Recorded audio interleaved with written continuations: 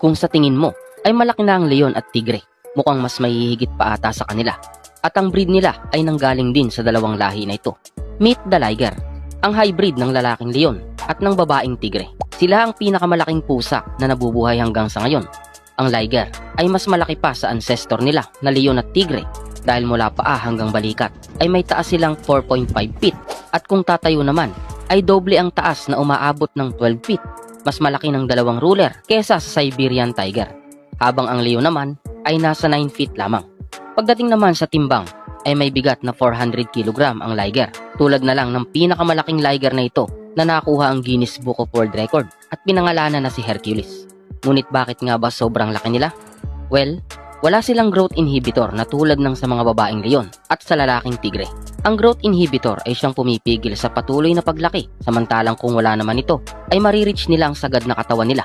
At dahil sa hybrid nilang itsura, masasabi mo talagang hindi lang sila leon dahil mas malaki pa ang mapapansing pagkakaiba sa kanila. Isa pa, walang liger na namumuhay sa kagubatan dahil maaaring hindi sila makasurvive kahit na sila ay lahi ng leon.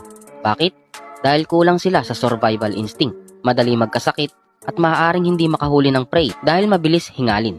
At alam mo bang sa ngayon ay nasa 100 na ang breed nila na hindi naman ganun karami at nasa pangangalaga pa ng ilang government authorities. Dagdag pa dyan ay hindi ganun katagal ang buhay nila na umaabot lang ng 13 to 18 years. Bagaman mukhang nakakatakot dahil sobrang laki nila, ay may side din naman silang pagiging mabait, huwag mo lang din sasaktan.